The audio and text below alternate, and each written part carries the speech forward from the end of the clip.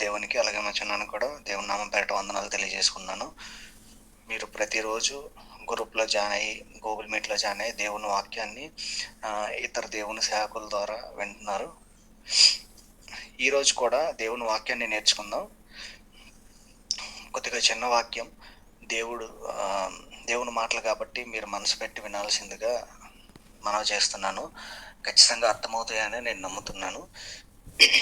గత వారం మనం నేర్చుకున్నాం, ఈ లోకంలో అన్నిటికన్నా గొప్పది ఏంటంటే దేవుణ్ణి కలిగి ఉండడం. ఈ లోకంలో దేవుణ్ణి కలిగి ఉన్నదానికన్నా గొప్ప విషయం ఇంకేమీ లేదని మనం తెలుసుకున్నాం.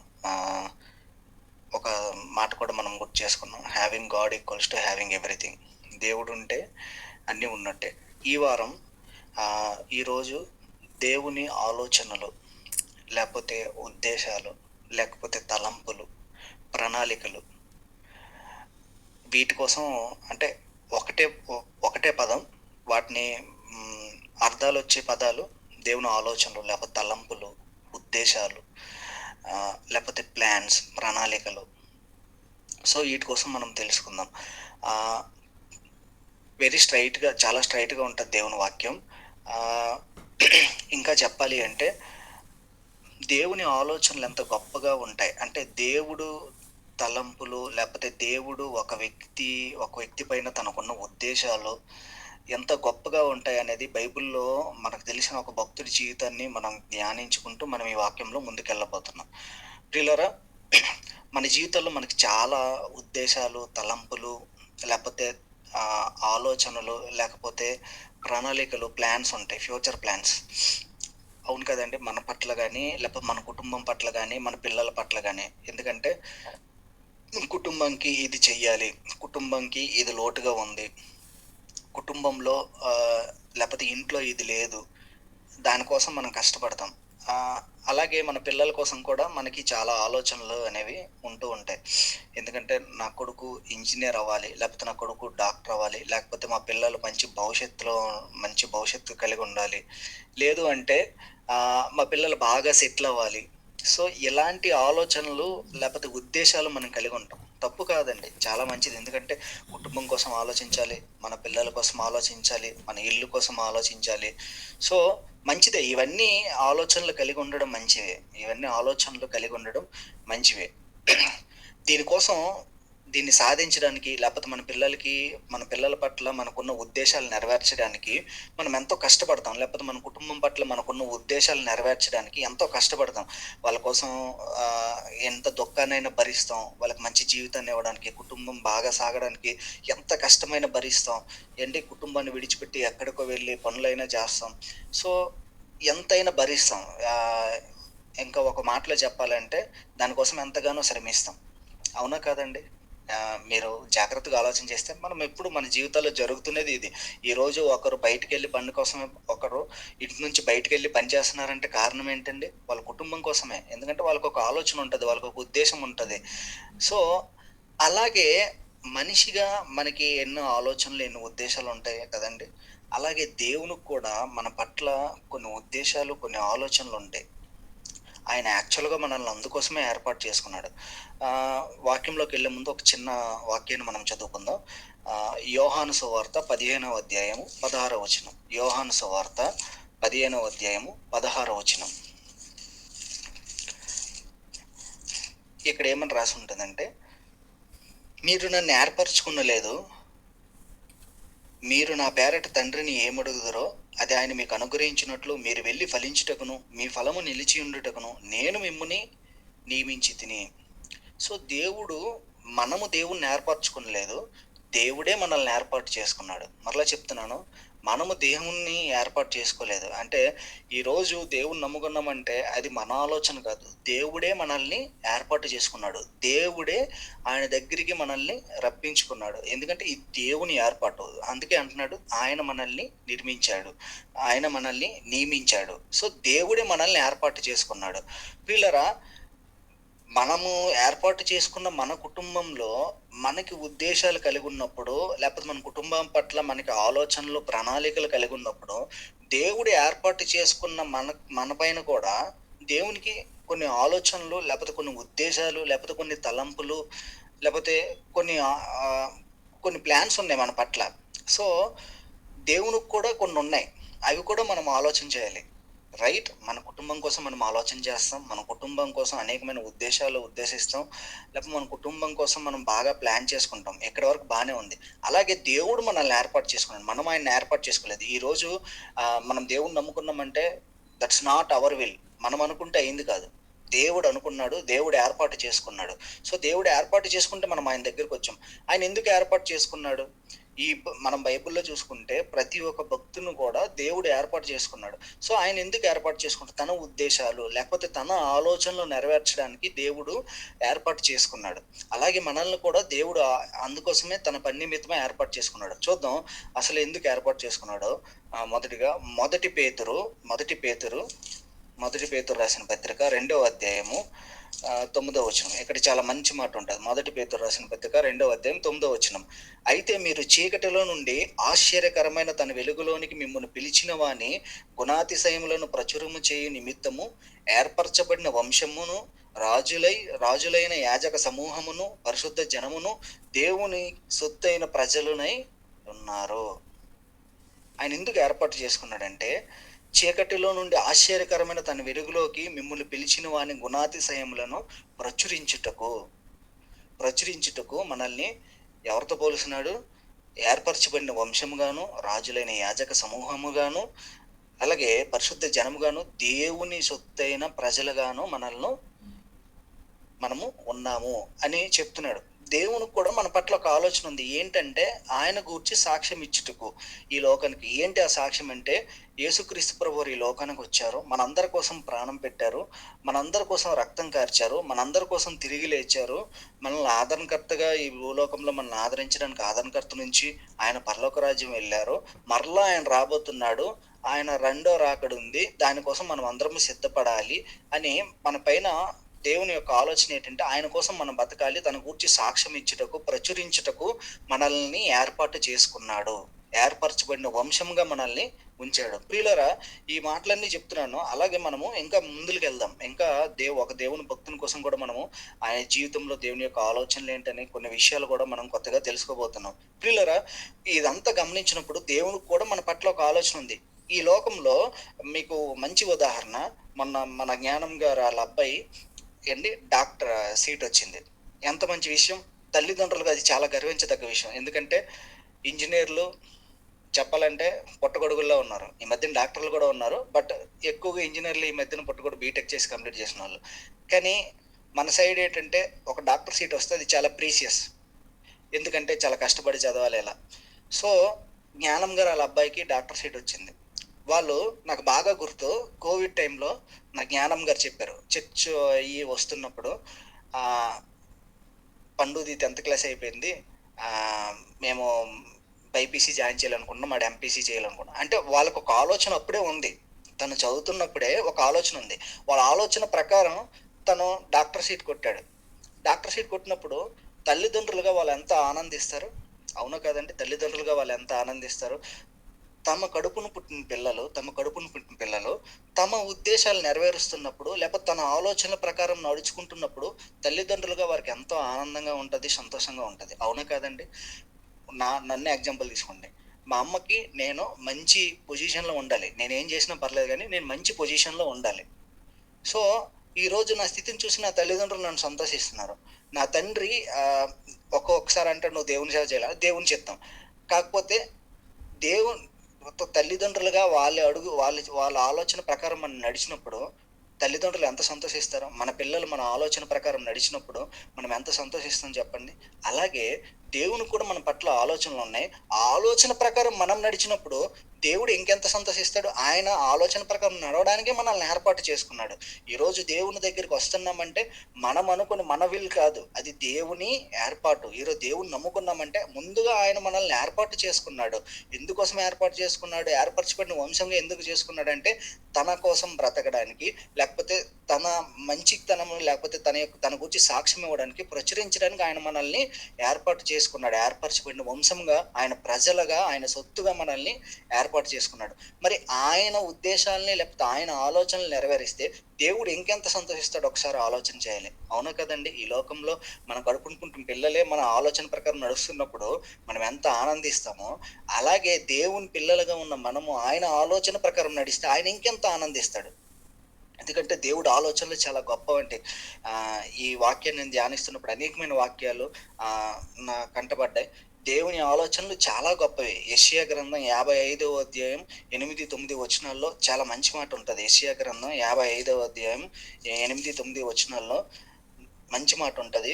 నా తలంపులు మీ తలంపుల వంటివి కావు. మీ త్రోవలు నా త్రోవల వంటివి కావు. ఇదే యెహోవా వాక్కు. ఆకాశములు భూమికి పైన ఎంత ఎత్తుగా ఉన్నవో మీ మార్గముల కంటే నా మార్గములు, మీ తలంపుల కంటే నా తలంపులు అంత ఎత్తుగా ఉన్నవి.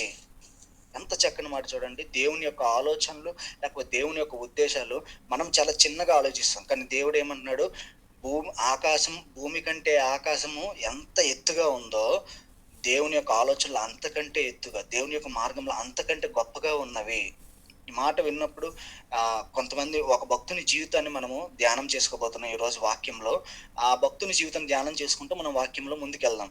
ప్రియులరా, దేవుని ఆలోచనలు లేకపోతే దేవుని ఉద్దేశాలు ఎంత గొప్పగా ఉంటాయి. దేవుడు ప్రణాళిక ఎంత గొప్పగా ఉంటది భక్తుల జీవితంలో మనం ఒకసారి ఆలోచన చేయాలి. అదే భక్తుల్ని ఏర్పాటు చేసుకున్న దేవుడు ఈరోజు మనల్ని కూడా ఏర్పాటు చేసుకున్నాడు కాబట్టి, ఆ భక్తుల జీవితం నుంచి కొన్ని విషయాలు మనం తెలుసుకొని, అలాగే మన జీవితాలకు మనం అప్లై చేసినప్పుడు అదే ఏర్పాటు చేసుకుని ఆ భక్తుని ఏర్పాటు చేసుకున్న దేవుడు మనల్ని కూడా ఏర్పాటు చేసుకున్నాడు కాబట్టి, మన పట్ల కూడా ఆయనకు అంతే గొప్ప తలంపులు ఉంటాయని మనం ఈరోజు తెలుసుకోవాలి. ప్రియులారా, మనందరికీ తెలుసు బైబిల్‌లో యోసేపు. యోసేపు కోసం తెలియని భక్తుడు క్రైస్తవత్వంలో ఎవరు ఉండరు క్రిస్టియన్స్‌లో. ఎందుకంటే యోసేపు కోసం మనకు బాగా తెలుసు. మనకి నేర్చుకున్నది కూడా ఇప్పటివరకు యోసేపు కోసం ఎలా నేర్చుకున్నామంటే, యోసేపు నమ్మకస్తుడు, యోసేపు పరిశుద్ధుడు, యోసేపు తన పరిశుద్ధతను బట్టి, తన నమ్మకత్వాన్ని బట్టి ఒకరోజు ఒక నాయకుడిగా నియమించబడ్డాడు. ఒక దేశానికి ప్రధానిగా నియమించబడ్డాడు. రాజు తర్వాత సెకండ్ స్థానం పొందుకున్నాడు అని మనం చాలా సార్లు చాలా మంది వాక్యాలు చెప్పారు. ఈవెన్ నేను కూడా వాక్యాలు చెప్పాను. ఇలా మనకి యోసేపు కోసం మనకు చాలా తెలుసు. అవునా కదండీ! మరొక్కసారి యోసేపు జీవితాన్ని రిమైండ్ చేసుకుందాం. రిమైండ్ చేసుకొని ఇంకొంచెం ముందుకెళ్దాం. ప్రియులారా, యోసేపు యాకోబుకి 12 మంది సంతానం. ఒక్కొక్కరు ఒక్కొక్క గోత్రం వారు. 12 గోత్రాలుగా దేవుడు విభజించాడు. ఆ 12 మంది సంతానంలో యోసేపు చిన్నవాడు. సో, యోసేపు చిన్నవాడైనందున యోసేపు పట్ల యాకోబుకి ఒక స్పెషల్ లవ్ ఉండేది. అది మిగతా అన్నదమ్ములకి నచ్చేది కాదు. అండ్ యోసేపు కూడా తన తండ్రికి చాలా అనుకూలంగా నడుచుకునేవాడు. ఇది నచ్చక మనందరికీ తెలిసిందే, తన్ని చంపేద్దామని తీసుకెళ్తారు. అక్కడ బెన్యామీన్ అనే ఇంకో తోబుట్టువు ఏమంటాడంటే, తను చంపితే మనకేమొస్తది, వేరే వాళ్ళకి అమ్మేద్దాం అంటాడు. గోతిలో పడేసి బయటికి తీసి గోతి నుంచి మరలా బయటికి తీసి ఐగుప్తు వర్తకులకు అమ్మేస్తాడు. అక్కడ ఎవరింటికి వెళ్తాడు? పోతిఫర్ ఇంటికి వెళ్తాడు. పోతిఫర్ ఇంటికి వెళ్ళి పోతిఫర్ భార్య తనని బలవంత పెట్టినప్పటికీ దేవుడు చూస్తున్నాడనే భయంతో దేవుని యొక్క నమ్మకత్వాన్ని నిలబెట్టుకొని పరిశుద్ధంగా జీవించి అనేకమైన కష్టాలను అక్కడ ఎదుర్కొంటాడు. చెయ్యని నేరానికి జైలుకి వెళ్తాడు, బందీగా ఉంటాడు. మరలా ఒక కళ వస్తుంది రాజుకి. ఆ కళను ఎక్స్ప్లెయిన్ చేసి ఆ కళ బట్టి ఆ రాజు అతనికి దేవుడి జ్ఞానం ఉందని నమ్మి ఆ దేశానికి ప్రధానిగా, అంటే రాజు తర్వాత మరుసటి వ్యక్తిగా నియమిస్తాడు. ఇదంతా మనకు తెలుసు. మనకు తెలియదేని కాదు. ప్రియులారా, యోసేపుని దేవుని ఏర్పాటు చేసుకుంది ఇందుకోసమైనా, తన పర్సనల్ గ్రోత్ కోసమే. ఈరోజు మనము తెలుసుకోవాల్సిన అవసరం, దేవుని యొక్క ఆలోచన ఎంత గొప్పగా ఉంటుంది.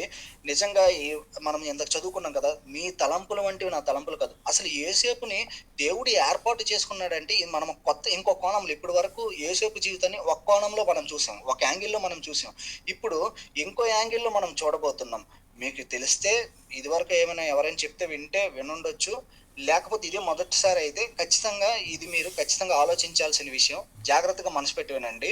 కొంచెం మంచి సంగతులు ఇక్కడ ఉన్నాయి. ప్రియులారా, యోసేపుని పోతిఫర్ ఇంట్లో అలా ఉన్నాడు కాబట్టి, లేకపోతే యోసేపు నమ్మకంగా ఉన్నాడు కాబట్టి ప్రధానిగా చేశాడు అంటే, యోసేపు కోసమే దేవుడు యోసేపును ప్రధానిగా చేశాడా? లేకపోతే దాని వెనకతల ఏదైనా రీజన్ ఉందా? ఈరోజు మనం ఆలోచన చేయాలి.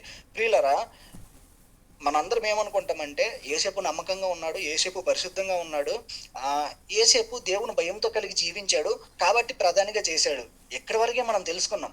అవును, వన్ ఆఫ్ ది రీజన్ అదైతే అయ్యుండొచ్చు. కానీ, కానీ దాని వెనకతల ఉన్న అర్థం ఇది కాదు. దాని వెనకతల ఉన్న దేవుని యొక్క ఉద్దేశ్యం ఇది కాదు. దాని వెనకతల ఉన్న దేవుని యొక్క తలంపు ఇది కాదు. మనం ఇప్పటివరకు ఒక విధంగా నేర్చుకున్నాం. కానీ దేవుని వాక్యపు లోతుల్లోకి వెళ్ళినప్పుడు కొన్ని విషయాలు మనకు అర్థమవుతాయి. యేసేపు ప్రధానిగా అయ్యాడన్నా, లేకపోతే యేసేపు పోతిఫర్ ఇంటికి వెళ్ళాడన్నా, యేసేపు గోతిలో పడ్డాడన్నా, యేసేపు అన్నదమ్ముల ద్వారా అమ్మబడ్డాడన్నా, దేవుని యొక్క ఆలోచన ప్రధానిగా చేయడం కాదు. యేసేపు సెల్ఫ్ గ్రోత్ని లేకపోతే పర్సనల్గా దీవించడానికి కాదు యేసేపుని ఆ పొజిషన్లో పెట్టింది. దేవునికి ఒక గొప్ప ఆలోచన ఉంది, దేవునికి ఒక గొప్ప సంకల్పం ఉంది, దేవునికి ఒక గొప్ప ఉద్దేశం ఉంది. ఆ ఉద్దేశాన్ని కొన్ని ఉద్దేశాలు మనం తెలుసుకోబోతున్నాం. హ్మ్. వీళ్ళ మొట్టమొదటిగా ఆదికాండం 50వ అధ్యాయం 20వ వచనం. మొట్టమొదటిగా ఆదికాండం 50వ అధ్యాయం 20వ వచనం. మీరు నాకు కీడు చేయను ఉద్దేశించితిరి గాని నేటి దినమున జరుగుతున్నట్లు అనగా బహు ప్రజలను బ్రతికించినట్లుగా అది మేలుకే దేవుడు ఉద్దేశించెను. ఇక్కడ జరిగిన సందర్భం ఏంటంటే యేసేపు దగ్గరికి మరలా తన అన్నదమ్ములు పెద్దయినాక తను రాజు తర్వాత రాజు లాంటి పొజిషన్లో ఉన్నప్పుడు, ఆ దేశ ప్రధానిగా ఉన్నప్పుడు తన అన్నదమ్ములు వస్తారు, భయపడుతున్నప్పుడు అక్కడ యేసేపు చెప్తున్న మాట, మీరు నాకు కీడు చేసినట్లు మీరు తలంచుతున్నారు కానీ ఇది మీరు కీడు చేసినట్టు కాదు, ఇది దేవుని ఉద్దేశము, ఇది దేవుని యొక్క ఆలోచన, ఇది దేవుని యొక్క తలంపు. అంటే ఇక్కడ మనం క్లియర్గా అర్థం చేసుకోవాలి. ఇక్కడ యేసేపు ఒకటి చెప్తున్నాడు, మీరు నాకు హాని చేయాలనుకున్నారు, తప్పు చేయాలని కీడు చేశాను అనుకున్నారు కానీ ఇది యాక్చువల్గా మీరు చేసింది కాదు, ఇది దేవుడు తలంచింది, దేవుని యొక్క ఉద్దేశం అది. ఏంటి ఎందుకు ఇక్కడ యోసేపు ఆ మాట చెప్తున్నాడంటే, ప్రియులరా బహుజనులు, అక్కడ మీరు చూడొచ్చు 20వ వచనంలో, బహు ప్రజలను బ్రతికించినట్లుగా అది మేలుకే దేవుడు ఉద్దేశించాను. అంటే జనాల్ని రక్షించడానికి, బహుమంది ప్రజలను రక్షించడానికి యేసేపుని దేవుడు ఆ స్థానంలో పెట్టాడు. యేసేపు నమ్మకాన్ని బట్టి లేకపోతే యేసేపు పరిశుద్ధతను బట్టి పెట్టుండొచ్చని మనం ఇప్పటివరకు నేర్చుకున్నాం. కానీ దీని వెనకతలో ఉన్న దేవుని ఆంతర్యం ఏంటో తెలుసా? బహు ప్రజలను రక్షించడానికి యేసేపుని దేవుడు ఆ విధంగా నడిపించాడు. ఎందుకు ప్రజలను రక్షించాలంటే ప్రియుల, దానికి ముందు మరొకసారి మీకు నేను గుర్తు చేస్తున్నాను. యేసేపు సెల్ఫ్ గ్రోత్ కోసం లేకపోతే యేసేపు భక్తిగా ఉన్నాడని దేవుడు తనకు ఆ స్థానం ఇచ్చింది కాదు. నిజంగా వాక్యపు లోతుల్లోకి వెళ్ళి ఆలోచన చేస్తే యేసేపు ఆ స్థానంకి రావడానికి తను పడిన ప్రతి ఒక్క స్టేజ్లో కూడా దేవుని యొక్క ఆలోచనలు నడిపింపు అనేది ఉంది. అక్కడ దేవుని యొక్క ఉద్దేశాలు అక్కడ ఉన్నాయి. ఏంటో ఉద్దేశాలు అంటే మొట్టమొదటిగా ప్రియులారా, దేవుని ప్రజలను రక్షించడానికి. అనగా మనము ఆదికాండము 41వ అధ్యాయము 53వ వచనం నుంచి మనము చూసుకుంటూ వస్తే దేవుడు ఎంత ఆలోచించాడు యేసేపు జీవితంలో. యేసేపుని ఎన్నుకోవడానికి దేవుని యొక్క తలంపు మనకు అర్థమవుతుంది. మొట్టమొదటిగా ప్రియులరా 41వ అధ్యాయం 53వ వచనం నుంచి 57వ వచనం చూసుకుంటే, ఐగుప్తు దేశమందు సమృద్ధిగా పంట పండిన సంవత్సరములు గడిచిన తర్వాత యేసేపు చెప్పిన ప్రకారం 7 కరువు సంవత్సరంలో ఆరంభమాయను. కానీ ఐగుప్తు దేశమంతటా ఆహారం ఉండెను. ఐగుప్తు దేశమంతటను కరువు వచ్చినప్పుడు ఆ దేశస్థుల ఆహారం కోసం ఫరోతో మొరపెట్టుకున్నది. అప్పుడు ఫరో, మీరు యోసేపు వద్దకు వెళ్ళి అతడు మీతో చెప్పినట్లు చేయడని ఐగుప్తులు అందరితో చెప్పెను. కరువు ఆ దేశమందంతటా ఉండెను గనుక యేసేపు కొట్లన్నీ విప్పించి ఐగుప్తులకు ధాన్యం అమ్మకము చేసెను.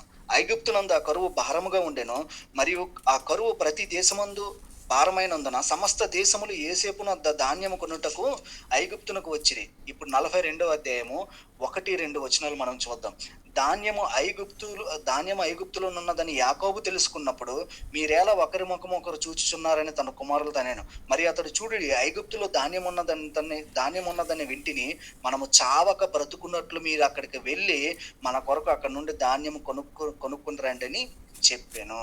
ప్రియులరా, ఇక్కడ ఒక సందర్భం జరుగుతుంది. యేసేపుని దేవుడు ఇక్కడ వరకు నడిపించడానికి ఒక దేశ ప్రధానిగా ఒక ఇంట్లో బానిసగా నుండి, ఒక దేశంలో బానిసగా నుండి ఒక దేశ ప్రధానిగా నడిపించడానికి, లేకపోతే తన అన్నల నుంచి ఆ విధంగా అవన్నీ జరగడానికి కారణం ఏంటంటే యేసేపు సెల్ఫ్ గ్రోత్ కోసం కాదు, యేసేపుకి ఒక పొజిషన్ ఇవ్వడానికి కాదు. ఇంకా చెప్పాలంటే దేవుని యొక్క ఒక నడిపింపు ఉంది, దేవుని యొక్క ఒక ఆలోచన ఉంది. ఏంటి ఆలోచన అంటే ఐగుప్తు దేశంలో ఐగుప్తు దేశంలో ఒక సందర్భంలో కరువొచ్చింది. ఐగుప్తు దేశమే కాదు, ఆ చుట్టుపక్కల దేశాలన్నిటికి కూడా కరువొచ్చింది. ఆ కరువులో యోసేపు ఆ స్థానంకి రావడానికి కారణం అదే. ఏంటంటే ఆ కారణం, రాజుకో కల వస్తది. ఆ కలని యోసేపు ఎక్స్‌ప్లెయిన్ చేస్తాడు. ఏంటంటే ఇలా ఒక కరువొస్తది. ఆ కరువొచ్చినప్పుడు ఆహ్, ప్రజలందరూ కరువుతో అల్లాడుతారు, చనిపోతారు ఆకలి చావులు. కాబట్టి అందుకే మీకీ కలొచ్చింది అని అన్నప్పుడు, దీనికోసం ఏం చేయాలంటే, మనం ముందుగానే ఆహారాన్ని సమృద్ధి సిద్ధపరచుకోవాలని యోసేపు రాజుకి చెప్పిన వెంటనే, రాజు ఇది దేవుని జ్ఞానం అని చెప్పి యోసేపుకి ఆ స్థానం ఇస్తాడు. ప్రియులారా, యోసేపుని ఎన్నుకుంది దేనికోసమో మొదటగా మనం ఆలోచన చేయాలి. దేశ ప్రజలను అంటే రక్షించడానికి. ఇక్కడ మనం చూడొచ్చు, యాకోబు తను ఒక దేశం నుంచి ఇంకో దేశానికి బానిసగా వచ్చాడు. ఐగుప్తుకు బానిసగా వచ్చాడు. ఇంతకుముందు యాకోబు వాళ్ళు వేరే దేశంలో ఉండేవారు. ఆ దేశంలో యాకోబు చెప్తున్న మాట, కరువొచ్చింది ఒకరినొకరు ఎందుకు చూసుకుంటున్నారు? ఐగుప్తులో ధాన్యం ఉన్నాయంట. అక్కడికెళ్ళి రండి. అక్కడ కొనుక్కొని రండని చెప్తున్నాడు. ప్రియులారా, చూడండి, యోసేపు క్లియర్‌గా అక్కడ చెప్పాడు. ఇది మీరు తన సహోదరులతో చెప్తున్నాడు. మీరు నాకు కీడు చేయని ఉద్దేశించారని మీరు అనుకుంటున్నారు గానీ, మీరు నాకు కీడు చేయలేదు. దేవుడే చాలా మంది ప్రజలను రక్షించడానికి నన్ను ఈ స్థితిలో నిలబెట్టాడు. ఇది దేవుడే ఉద్దేశించి చేశాడు. మీరేం బాధపడకండి అని తన అన్నలతో చెప్తున్నాడు. ఏంటి, ఎందుకు ప్రజలను రక్షించాలంటే, అనేక మంది కరువుతో ఆ దేశంలో చనిపోతున్నారు. అనేక మంది కరువుతో ఆ దేశంలో చనిపోతున్నారు. కాబట్టి ఆ కరువు నుంచి విడిపించడానికి, లేకపోతే ఆ ఆకలి చావుల నుంచి తప్పించడానికి యోసేపుని ఎన్నుకున్నాడు. మనం అనుకున్నట్టు ప్రియులారా, నమ్మకంగా ఉంటేనో, పరిశుద్ధంగా ఉంటేనో ప్రధానిగా చేసుండొచ్చు. అదొక పాయింట్ అవ్వచ్చు. కానీ that's not the main thing. అది మెయిన్‌ది కాదు. దేవుని యొక్క ఆలోచనలు, దేవుని యొక్క ఉద్దేశాలు చాలా డిఫరెంట్‌గా ఉన్నాయి. చాలా డిఫరెంట్‌గా ఉన్నాయి. మనం చదువుకున్నాం కదా! భూమి కంటే ఆకాశం ఎంత ఎత్తుగా ఉంటదో, దేవుని యొక్క తలంపులు అంత ఎత్తుగా ఉన్నాయని. యోసేపు జీవితంలో ఇప్పుడు మనం చదువుకుంటే మనకు అర్థమవుతుంది. మొట్టమొదటిగా దేవుని ప్రజలను రక్షించడానికి ఆయన ఏ యోసేపుని ఎన్నుకున్నాడు. ఇంకా చెప్పాలంటే దేవుని ఉద్దేశాలు యోసేపు పట్ల యోసేపు ద్వారా ఎలా నెరవేర్చుకుంటున్నాడో చూడండి. రెండవదిగా చూద్దాం. రెండవదిగా చూద్దాం. ఇంకా ఎందుకు ఇంకా ఇంకో రెండవదిగా దేవుడు ఉద్దేశ్యం ఇంకోటి ఏంటంటే, చేసిన వాగ్దానాన్ని నిలబెట్టుకోవాలి. చేసిన వాగ్దానాన్ని నిలబెట్టుకోవాలి. ఎందుకంటే మనందరికీ తెలుసు, దేవుడు మాట ఇచ్చాడంటే మాట తప్పడు. అవునా కదండీ! వాగ్దానం చేసినవాడు నమ్మదగినవాడు. సో, దేవుడు మాట ఇచ్చాడు. ఎవరికి మాట ఇచ్చాడు? యోసేపుకు మాట ఇవ్వలేదు. తన పితరులకు మాట ఇచ్చాడు. తన తాతలకు మాట ఇచ్చాడు. ఏమని మాట ఇచ్చాడు? అబ్రాహాముకి ఇచ్చాడు. నిన్ను జనములకు తండ్రిగా చేస్తాను. ఇస్సాకుకి ఇచ్చాడు. నిన్ను ఆశీర్వదిస్తాను. యాకోబుకి ఇచ్చాడు. ఇశ్రాయేలు, ఇక నుంచి నీ పేరు మోసగాడు కాదు, ఇజ్రాయేల్ అనగా దేవుని ప్రజలు. నిన్ను విస్తారంగా దీవిస్తాను, విస్తారంగా ఆశీర్వదిస్తానని. ప్రియులారా, దేవుడు వాగ్దానం చేశాడు. తన తండ్రికి వాగ్దానం చేశాడు. తన తాతకు వాగ్దానం చేశాడు. తన ముత్తాతకు వాగ్దానం చేశాడు. అబ్రహాము, ఇస్సాకు, యాకోబుకి వాగ్దానం చేశాడు. ప్రియులారా, ఈ వాగ్దానం చేసిన దేవుడు ఆ మాటను ఖచ్చితంగా నిలబెట్టుకోవాలి. ఎందుకంటే చుట్టుపక్కల దేశాలన్నిట్లో కరువొచ్చాయి. రెండోదిగా మనం చెప్తున్నాం, దేవుని యొక్క వాగ్దానాన్ని, మాటని నిలబెట్టుకోవడానికి యోసేపుని దేవుడు ఏర్పాటు చేసుకున్నాడు. దేవుని యొక్క ఉద్దేశాలను నిలబెట్టుకోవడానికి యోసేపుని దేవుడు ఏర్పాటు చేసుకున్నాడు. ఏంటంటే తన పితరులకి, తన తాతలకి దేవుడు వాగ్దానం చేశాడు. మిమ్మల్ని జనములకు తండ్రిగా చేస్తాను. ఇసుక రేణువులు లెక్కించారా, అలానే మీ ప్రజలు కూడా, మీ తర్వాత వచ్చే సంతానం కూడా అంతగా దీవిస్తాను, అంతగా ఆశీర్వదిస్తానని దేవుడు మాట ఇచ్చాడు. ఆ మాట నెరవేర్చాలనే యోసేపుని ఇక్కడ పెట్టుకున్నాడు. మీకు ఇంకా క్లియర్‌గా అర్థమైనట్టు చెప్తాను. ఎలా అంటే, చుట్టుపక్కల దేశాలన్నిటికి కరువు వచ్చిందండి. కరువులో ఆకలి దప్పులతో యాకోబు, లేకపోతే ఆ 12 గోత్రాలుగా విభజించబడిన వారు, లేకపోతే 12 మంది వాళ్ళు చనిపోయారు అనుకోండి. అబ్రాహాంకి దేవుడు ఏమని వాగ్దానం చేశాడు? జనములకు తండ్రిగా అని దేవుడు వాగ్దానం చేశాడు. వాళ్ళ వాళ్ళ వంశం అక్కడితో ఎండ్ అయిపోద్ది కదా! ఆ కరువులు అక్కడితో ఆగిపోద్ది కదా! ఆ కరువులు అక్కడితో ఆగకుండా ఇంకా మళ్ళీ ముందుకు రావాలి అంటే ఆ కరువు నుంచి ఆ కుటుంబం విడిపించబడాలి. ఆ కుటుంబం ఎలా విడిపించబడిందంటే యోసేపు ద్వారా విడిపించబడింది. కీర్తనలు 105వ కీర్తన, ఇక్కడ యోసేపు కోసం ప్రస్తావన వస్తది. 105వ కీర్తన మనం చదువుకుంటే, 105వ కీర్తన 8-24 వచనాలు, నేను అన్ని చదవను గాని కొన్ని వచనాలు చదివి మీకు వినిపిస్తాను.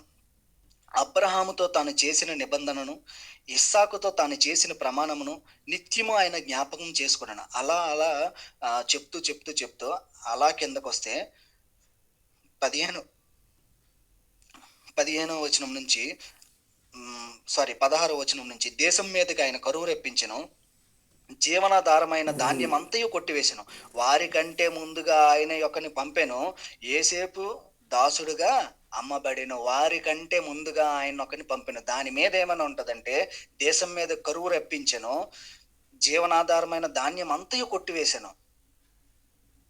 కరువు నుంచి రక్షించడానికి వారికంటే ముందుగా ఆయన ఒకరిని రప్పించాడు ఐగుప్తు దేశానికి. ప్రియులారా, ఈ కీర్తన మీరు ఖాళీగా ఉన్నప్పుడు చదవండి.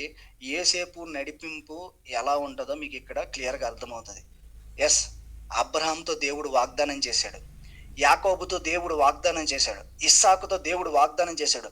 మాట ఇచ్చిన దేవుడు తప్పే దేవుడు కాదు. ఆయన మాట తరతరములు ఉంటది. మరి ఆయన మాట తరతరములు ఉండాలంటే కరువు వచ్చింది, ఆకలితో అలమటిస్తున్నారు, ఆకలితో చనిపోతున్నారు. ఈ ఆకలితో చనిపోతున్న సందర్భంలో యాకోబు కుటుంబం కూడా అక్కడే చనిపోతే, ఇదే ఆకలితో మరణిస్తే దేవుని మాట నిరర్థకం అవుతుంది. కానీ దేవుని మాట వాగ్దానం చేసిన దేవుడు నమ్మదగిన వాడు. అది ఖచ్చితంగా ఆ మాట తరతరములు నిలుస్తుంది.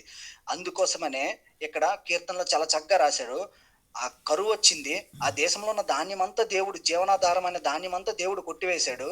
కానీ అందులో నుంచి ఒకడు ముందుగానే ఆయన అక్కడికి రప్పించాడు. యోసేపు దాసుడుగా అమ్మబడేను. ప్రియులరా, మనము ఆలోచన చేయాలి. ఇదే సందర్భాన్ని అపోస్తుల కార్యంలో కూడా ప్రస్తావించబడింది. చూడొచ్చు, అపోస్తుల కార్యములు 7వ అధ్యాయము 9-17 వచనాలు చూసుకుంటే, అక్కడ నుంచి మీరు 7వ అధ్యాయం 9వ వచనం నుంచి 17 వచనాల వరకు మీరు చూస్తే మీకు అర్థమవుతుంది. కానీ 2 వచనాలు మనం చూద్దాం. ఆ గోత్రకర్తలు మత్సపడి యోసేపును ఐగుప్తులోకి పోవుటకు అమ్మివేసిరు గాని దేవుడు అతనికి తోడై ఉండి అతని శ్రమలన్నిటిలో నుండి తప్పించి, అలా చెప్పుకుంటూ వస్తూ చివరగా మనం చూద్దాం 17వ వచనంలో, అయితే దేవుడు అబ్రహామునకు అనుగ్రహించిన వాగ్దాన కాలము సమీపించిన కొలది ప్రజలు ఐగుప్తులో విస్తారముగా వృద్ధి పొందిరి. అబ్రహాముకు దేవుడిచ్చిన వాగ్దానము సమీపిస్తున్న కొలది ఐగుప్తులో ప్రజలు విస్తారముగా వృద్ధి పొందిరి. దీనంతటికి కారణం యోసేపు ఆ రోజు అమ్మబడినాడన్నా, యోసేపు పోతిఫర్ ఇంటికి వెళ్ళాడన్నా దాసుడుగా, యోసేపు చెరసాల్లో ఉన్నాడన్నా, యోసేపు ప్రధానిగా అయ్యాడన్నా, that's not for self growth. యోసేపు పర్సనల్గా దీవించడానికి దేవుడు ఏర్పాటు చేసుకోలేదు. కానీ మొట్టమొదటిగా దేవుని ప్రజల్ని కరువు నుంచి తెప్పించడానికి, రెండవదిగా దేవుని మాటను నెరవేర్చడానికి ఆయన యోసేపుని ఏర్పాటు చేసుకున్నాడు. అవును, తన పితరులకి యోసేపు దేవుడు వాగ్దానం చేశాడు. అబ్రహాం, ఇస్సాకు, యాకోబుకి దేవుడు వాగ్దానం చేశాడు. ఆ వాగ్దానాన్ని నిలబెట్టుకోవడం కోసం యోసేపుని ఏర్పాటు చేసుకున్నాడు. మనం క్లియర్గా కీర్తనలో 105వ కీర్తనలో చదివాం కదండి. అబ్రహాము, యాకోబుకి దేవుడు వాగ్దానం చేశాడు, జ్ఞాపకం చేసుకున్నాడు. ఆ మాట జ్ఞాపకం ఉంది దేవునికి. అందుకోసమే దేశం మీద కరువు వచ్చినప్పుడు అందులో ఒకని ముందుగా అక్కడికి రప్పించాను. ఎలా రప్పించాడు? దాసుడుగా అమ్మబడేను. ఒక బానిసగా అక్కడికి రప్పించుకున్నాడు. ప్రియులారా, దేవుని యొక్క ఆలోచన చూడండి. మనం యోసేపు జీవితంలో ఒక్క కోణంలో చూసాం. యోసేపు జీవితంలో అసలైన కోణం చూసినప్పుడు దేవుని యొక్క నడిపింపు ఒక్కొక్క సందర్భంలో, ఒక్కొక్క స్టేజ్లో దేవుని యొక్క ఆలోచన ఏ విధంగా ఉందో చూడండి. మూడవదిగా, ఇది చాలా చక్కనైన విషయం, ఒకసారి మనం ఆలోచన చేయాలి. మూడవదిగా, ప్రియులారా, యోసేపుని దేవుడు ఇంతవరకు తీసుకురావడానికి ముఖ్య ఉద్దేశం ఏంటో తెలుసా? ప్రభువైన యేసుక్రీస్తు వారు ఈ లోకానికి రావడానికి యోసేపు కూడా ఒక పాత్రగా, ఆ జర్నీలో, ఆ ప్రణాళికలో ఒక పాత్రగా యోసేపు ఉన్నాడు. ఎలా ఉన్నాడు ఒకసారి మనము ఆలోచన చేయాలి. మొదటగా దేవుని ప్రజల్ని రక్షించడానికి దేవుడు ఏర్పాటు చేసుకున్నాడు. రెండవదిగా, దేవుని యొక్క మాటను నిలబెట్టుకోవడానికి దేవుడు తన ఉద్దేశాలను యోసేపు ద్వారా నెరవేర్చుకున్నాడు. మూడు ప్రభువైన యేసుక్రీస్తు వారు ఈ లోకానికి రావడానికి యోసేపు ద్వారా తన మార్గాన్ని సుగమం చేసుకున్నాడు. ఎలా? హౌ అంటే మనం అది కూడా ఆలోచన చేయాలి. మత్తయి సువార్త 1వ అధ్యాయం 1వ వచనం నుంచి 17వ వచనాల వరకు చూసుకుంటే, అక్కడ అబ్రహాం మొదలుకొని వాళ్ళు వీళ్ళని కనేను. సో ఎలా ఏర్పాటు చేసుకున్నాడు, తన మార్గాన్ని ఎలా యోసేపు ద్వారా సుగమం చేసుకున్నాడంటే, 12 మంది గోత్రాలుగా 12 మంది విభజించబడ్డారు. యాకోబు 12 మంది కుమారులు. ప్రియులారా, అందులో అందులో ఆహ్, ఏదో ఒక గోత్రం నుంచే యేసుక్రీస్తు ప్రభువారు రావాలి. ఎందుకంటే యాకోబుకి దేవుడు వాగ్దానం చేశాడు. మరలా నేను ఆ స్టోరీ అంతటికెళ్ళడం లేదు గానీ, మీరు కొంచెం టైం ఉన్నప్పుడు యాకోబు జీవితాన్ని ఒకసారి పరిశీలించండి. యాకోబుకి దేవుడు వాగ్దానం చేశాడు. దేవుడు ఒకవేళ రావాల్సొస్తే ఆ 12 మంది గోత్రాల నుంచే రావాలి. అలాగే యేసుక్రీస్తు ప్రభు పుట్టుక చూస్తే ఆ 12 గోత్రంలో ఒక గోత్రం నుంచే యేసుక్రీస్తు ప్రభు పుట్టుకనేది వచ్చింది. యూదా గోత్రం సంథింగ్ అనుకుంటా.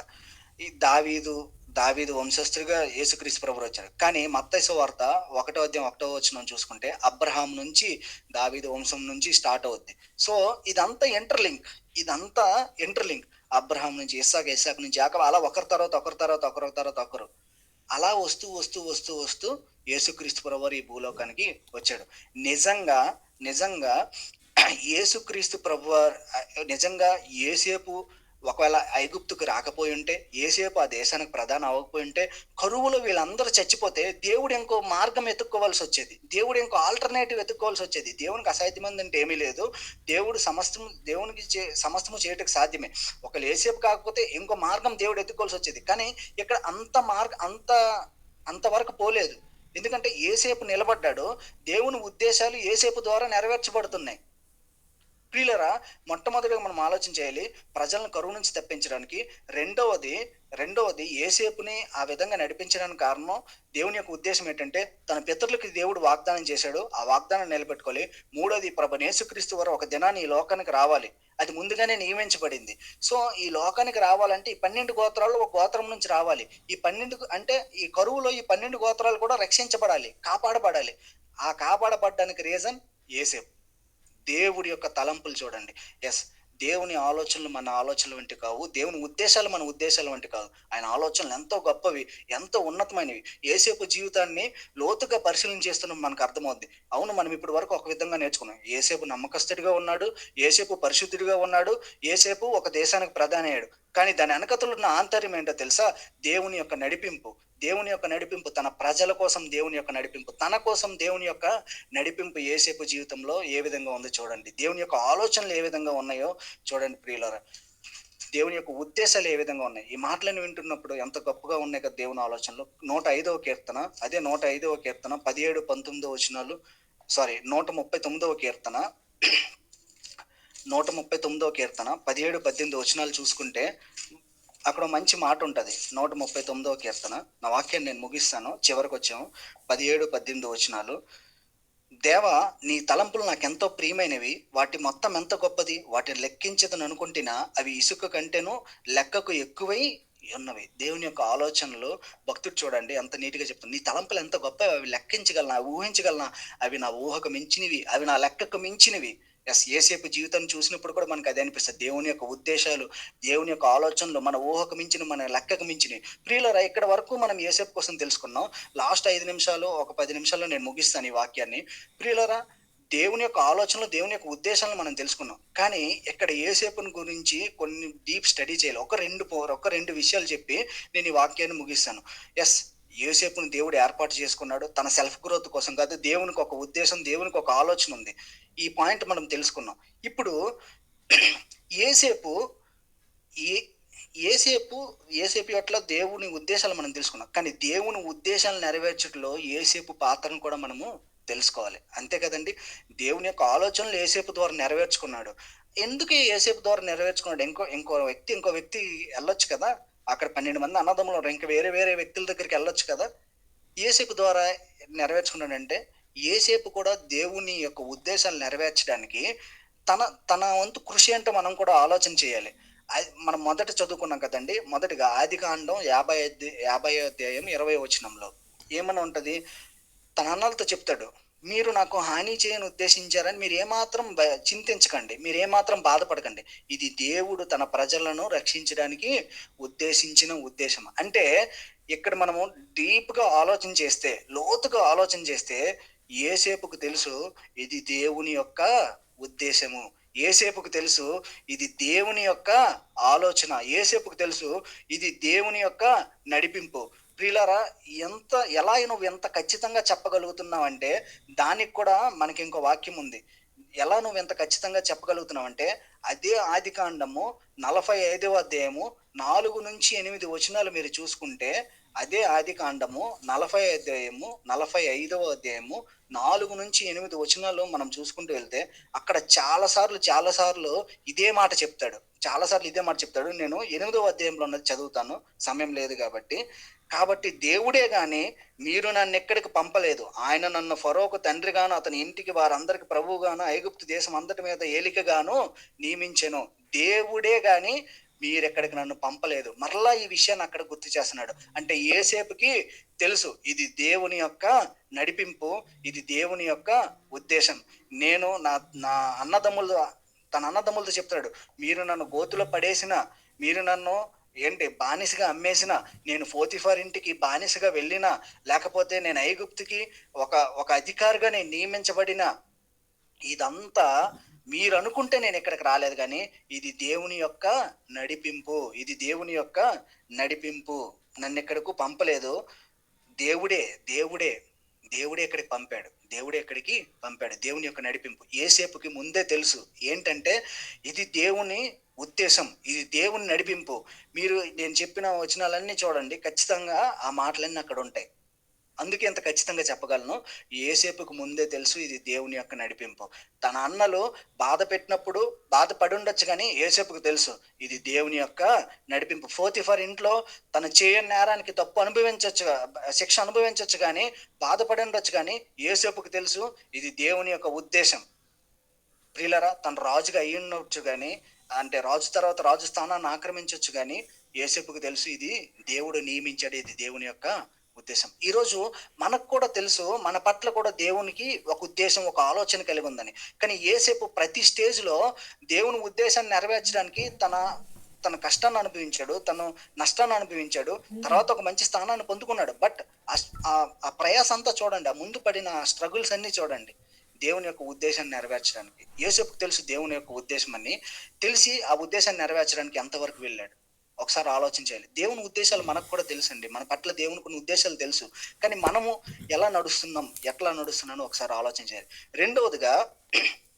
రెండవదిగా ఎన్ని కష్టాలొచ్చినా, ఎన్ని ఇబ్బందులొచ్చినా దేవుని యొక్క ఉద్దేశాన్ని యోసేపు నెరవేర్చాడు గానీ మధ్యలో విడిచిపెట్టలేదు. దేవుని యొక్క ఉద్దేశాన్ని యోసేపు నెరవేర్చాడు గానీ మధ్యలో విడిచిపెట్టలేదు. అవును, చిన్నప్పుడే కన్నవారి ప్రేమకు దూరమైపోయాడు. ప్రియులారా, తన తల్లిదండ్రుల ప్రేమను దూరమైపోయి, తన సొంత కడుపును పుట్టిన రక్తం పంచుకు పుట్టిన అన్నదమ్ములు తనని వెలివేస్తున్నప్పుడు చాలా బాధపడి ఉంటది ఆ మనసు. పోతీఫర్ ఇంట్లో చిన్న వయసులోనే దాసుడిగా అమ్మబడి, ప్రియులారా, చెయ్యని నేరానికి శిక్ష అనుభవించి జైలుకి వెళ్ళినప్పుడు ఎంత బాధపడి ఉంటది ఆ హృదయం. ఒకసారి మనం ఆలోచన చేయాలి. ఎన్నో కష్టాలు కన్నీళ్ళ మధ్య నడిచి ఉంటది.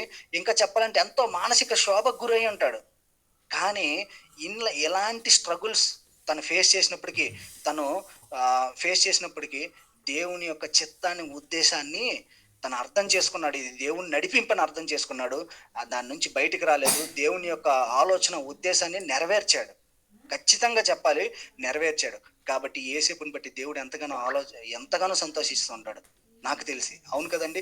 మనం ముందుగా ఏమనుకున్నాం, మన పిల్లలు మన ఆలోచన ప్రకారం నడిచినప్పుడు, మన పిల్లలు మన ఆలోచన ప్రకారం, మన ఉద్దేశాల ప్రకారం వారు నడుచుకొని సాధించినప్పుడు మనం ఎంత సంతోషిస్తామో, దేవుని పిల్లలంగా మనం కూడా ఆయన ఆలోచనలు, ఉద్దేశాల ప్రకారం నడిచినప్పుడు కూడా ఆయన అంతే సంతోషిస్తాడు. దానికి చక్కనైన ఉదాహరణ